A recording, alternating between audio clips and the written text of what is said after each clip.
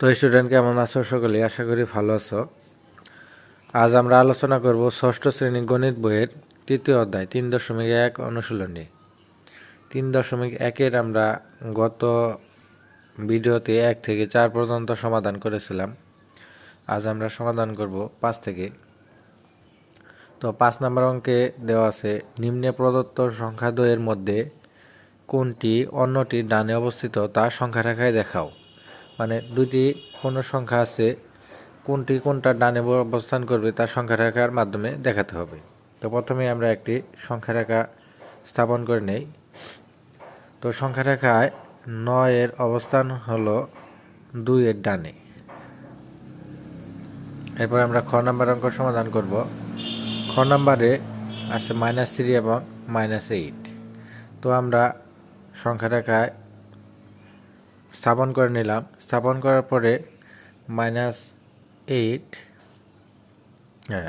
সংখ্যা রেখায় দেখা যায় -3 -8-এর ডানে অবস্থিত।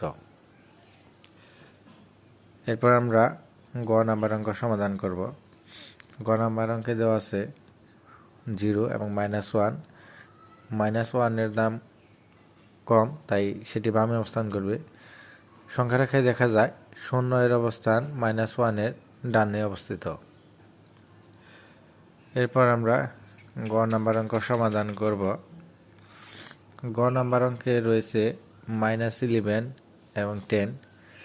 ঋণাত্মক সংখ্যা বামে যাবে, ধনাত্মক সংখ্যা ডানে যাবে। তাই সংখ্যা রেখায় দেখা যায় যে 10-এর অবস্থান -11-এর ডানে অবস্থিত। এরপর আমরা সমাধান করব ম নাম্বার। নাম্বারে রয়েছে -6 এবং +6। সংখ্যা রেখায় আমরা স্থাপন করে নেব।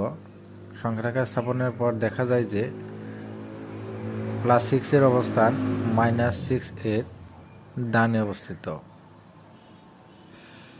এরপর আমরা চ নাম্বার অঙ্কটি সমাধান করব। চ নাম্বার অঙ্কে দেওয়া আছে 1 এবং -10। সংখ্যা রেখায় স্থাপন করব প্রথমেই। তারপর আমরা দেখতে পাই সংখ্যা রেখায় দেখা যায় +1-এর মান অবস্থান -10-এর ডানে অবস্থিত।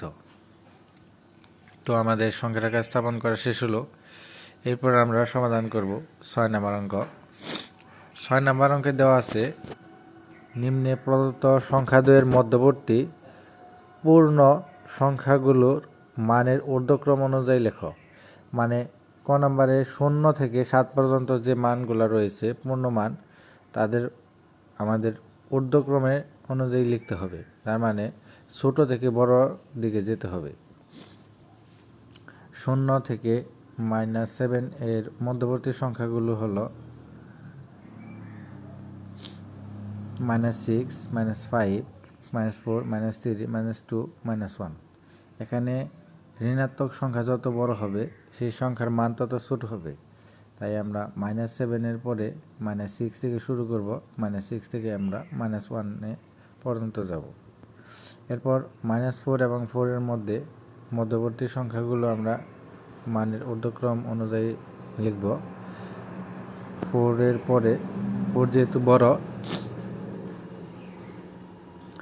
তাই আমাদের ছোট থেকে বড়র দিকে যেতে হবে। এখানে -4-এর পরে সবচেয়ে ছোট সংখ্যা হলো -3, তারপর -2, 1, 0, 1, 2 এবং 3।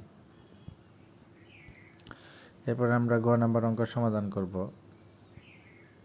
গ নাম্বার অঙ্কে রয়েছে -4 এবং -15।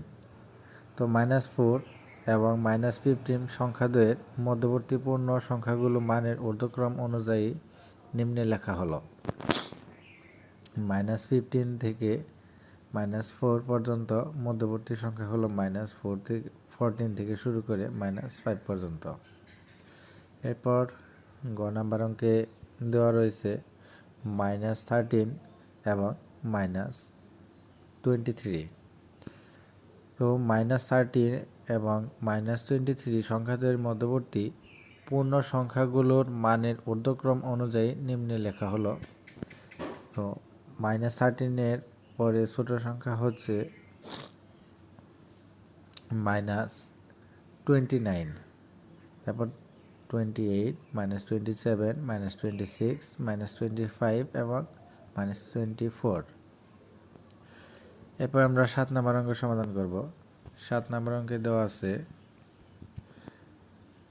-20 হতে বড় 4টি ঋণাত্মক পূর্ণ সংখ্যা লেখো। এখন -20-র চেয়ে বড় 4টি ঋণাত্মক পূর্ণ সংখ্যা হলো, যেহেতু মাইনাস সংখ্যা বা ঋণাত্মক সংখ্যার যত ছোট হবে এবং মান তত বড় হবে, তাই এখান থেকে আমরা -20 হতে বড় 4টি ঋণাত্মক পূর্ণ সংখ্যা পাই -19, -18, -17 এবং -16। এরপর খ নাম্বার সমাধান করব। -10 হতে ছোট 4টি ঋণাত্মক পূর্ণ সংখ্যা। -10 হতে ছোট 4টি ঋণাত্মক সংখ্যা এর চেয়ে তাহলে আমাদের উল্টা দিকে হবে, যে মান সংখ্যা বড় হলে মান তত ছোট হবে। তাহলে -10-এর পরে -11, -12, -13 এবং -14।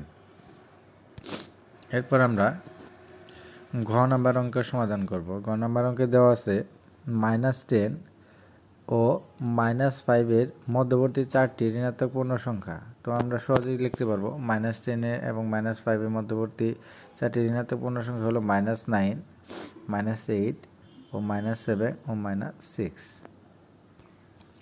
তো এখন আমরা 8 নাম্বার অঙ্ক সমাধান করব। 8 নাম্বার অঙ্কে দেওয়া আছে যে নিচের বাক্যগুলোর পাশে সত্য হলে দন্তাস্য এবং মিথ্যা হলে মশার মি লিখো। মিথ্যা হলে বাক্যটি শুদ্ধ করে লিখো। তো ক নাম্বার অঙ্কে দেওয়া আছে সংখ্যা রেখায় -10 এর ডানে অবস্থান করে -8। বাক্যটি সঠিক, কেননা -10 অবস্থান করবে এখানে, তারপর -9, তারপর -8। তাহলে আমাদের দেখা যায় যে -10 এর চেয়ে -8 ডানে অবস্থিত, তাহলে প্রশ্নটি সত্য। এরপর খ নাম্বার অঙ্কে দেওয়া আছে -60 এর ডানে -70। তথ্যটি ভুল, কেননা সংখ্যা রেখায় ঋণাত্মক পূর্ণ সংখ্যা যত বামে যাবে সংখ্যার মান তত কমতে থাকবে। তাহলে 70 আমাদের এদিকে থাকবে -70 এবং -60 আমাদের এদিকে থাকবে। তাহলে দেখা যায় যে -60 -70 ডানে অবস্থিত।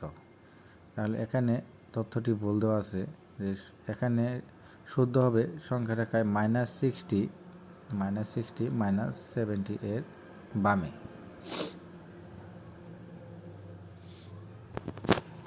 এখন গ নাম্বার অঙ্কে রয়েছে সবচেয়ে ছোট ঋণাত্মক পূর্ণ সংখ্যা -1।